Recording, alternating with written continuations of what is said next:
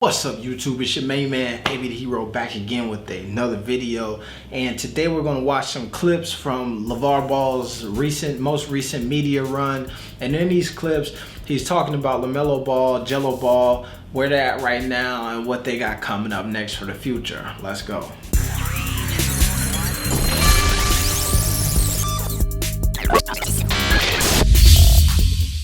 This first clip here is Lavar giving some insight on LaMelo and his journey.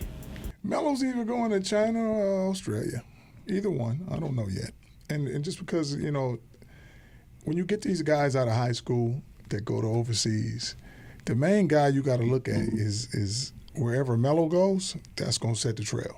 Melo, the youngest in the game, and did something nobody ever going to do. They're never going to do the trail that he did. Whoever starts off at basketball in high school, goes overseas, goes back to high school, goes back overseas, nobody ever gonna do that. And it's just like the stuff that allows him to move as freely as he is, the situations that he in, that I put him in, which is you LaMelo Ball with your own brand. That's why they got to treat Melo differently. He ain't think that's why they waiting to say which way is he going, because he's gonna bring something to a team which everybody's looking for, which is, this is still entertainment. You got to put people in them seats. Yeah. All right, so from what you can see there, he didn't give us too much more information that we don't already know about what's next. A while back during the Big Baller Brand All-American game, he said it's either going to be China or Australia, and same two options. He really didn't give any information leaning either way. But so we still don't know. I'm sure it's up in the air. There is the Big Baller Brand international camps that are coming up, so I wouldn't even imagine if maybe he was waiting until then. I know that a lot of international leagues start basically their free agency period or where they start signing players in June, so I wouldn't be surprised if we were to see that that information be released maybe in the next month or at least by the end of the summer. All right, and this also you see him there. He talks a bit about the journey of LaMelo Ball and how much more significant that has been on the culture of basketball than like what's happening with all these other players. If you watch this interview, he pretty much dismisses the stuff that's happening with RJ Hampton, dismisses these other players, the Bowen, the Terrence Ferguson, all these other guys who have kind of took the path of going overseas to play professional basketball, because LaMelo has done it in such a unique way, from him going from high school to pro, then back to high school, then pro again, and then hopefully springboarding himself into the NBA and also be a lottery pick. I think by the end of LaMelo's story, or not even the end, by the middle part, by the transition from where he's at playing pro, wherever this season, into the NBA, I think that you'll be able to look back on that couple of years, short period of time, and really say, wow, this kid changed the game. So in this next clip, he's going to give some insight on what's going on with Gelo Ball and what to expect from him in the next year or so as far as basketball. So what's going on with Gelo now? Gelo, like I said, just had surgery, and like I had to make Gelo understand, which he was kind of sad that he had to have surgery, but it's better to go in 100%, right, as opposed to be 70% or 80%. Right. So now you got to rehab from, after you get out of surgery, now you got to rehab all the way to December, and then start getting ready for that next, not for the next draft, but for the next summer league. Mm-hmm. And then what I had to explain to him, which he was, saying, I was like, son, you're only 20. You got to understand that you're too hasty. Don't think you ain't going to the NBA. You cut from the same cloth. His take on Gelo. If you've been subscribed to this channel, you watch these live streams, you'll see that I've been telling you all that for a minute. His ankle has literally been banged up for years, and he keeps playing, and he's about 70-80%, and then this ankle injury hinders him and limits his game even more and more. So I think that a lot of the mobility issues that people cite him with is why his game is not as elite, is literally because he's been dealing with this ankle injury.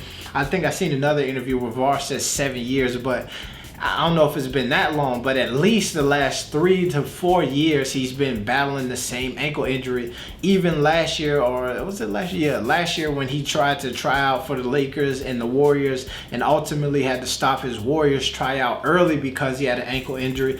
Then joined the JBA, and throughout that time, he walked onto the court when he joined the JBA with the busted ankle. In the midst of it was missing practices right away to take time and ice that ankle, and that was potentially a month or so after his tryout with the Warriors. So that just shows you the nagging injury that he had. And also I think that that's one of the other things that I think that people don't realize when they talk about why he's not playing pro ball at this moment. It's honestly because, and I've said this before, because he's had that ankle injury that's been nagging him and has not been 100%, he literally has not tried. Based on my knowledge and experience from being around them and what I've been told is like, last summer, obviously he wanted to get into Summer League. That didn't work out. The Lakers didn't give him that opportunity. Then going into the G League supplemental draft, he didn't even submit his name into that because he was with the JVA and was already planning on going overseas. Then from leaving overseas, his ankle was busted. I'm talking about the last couple of games, or last maybe week or two, or maybe even 3, he barely practiced, or really didn't practice at all. There's a couple times where me and him just sat there during practice and just stared at each other damn near on the count of him just not being able to practice. And he was still, this is a game where he still dropped 65 literally on one leg for the majority of those the last couple of JVA international games. So he's a talented dude, and I honestly believe that giving him some time to properly heal that ankle is exactly what he needs. Now, I will say that part of the reason why he has not sat out and has continued to play is because Lavar and them have been pushing him to keep going, to be a soldier and power through it. We've heard the analogies a few times about, not leaving LaMelo out to dry and being there for him, especially with the JVA when he joined. And it was like, if your brother in the bar fight, you ain't gonna say, oh, I can't fight because my ankle. You got to get out there. So we've seen him step up when it was time to play and have great games. And I think that this will be a much needed break for him. And he's also somebody right now where he does not have to take the next year off. There's some opportunities for him globally to play basketball if he wanted to do it.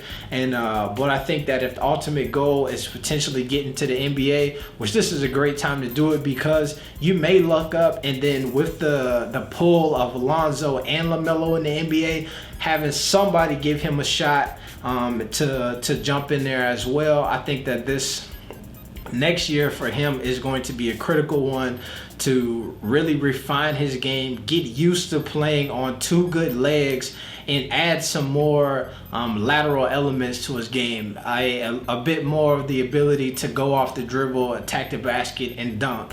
Super athletic dude, but like, if he's only been playing on 1 leg, it's going to give him, he's going to need to take some time to develop a 2-legged game per se, and then also be able to hold on to that shot and some of the things that he does good now. So I will tell you too that if you're interested in watching some of the content that from this media run, check out this Maybe I'm Crazy interview, because Joy Taylor and Brandon Newman are folks who are in the know on things that are happening with the Big Baller brand.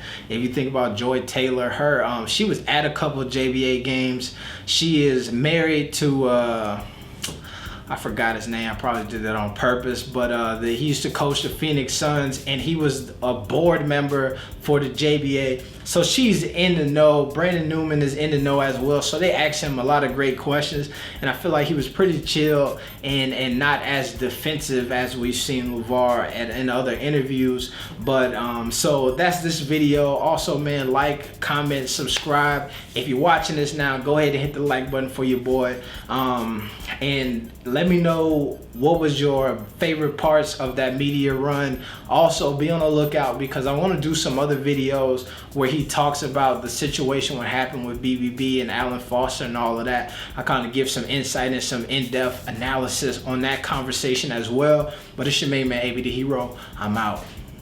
Peace.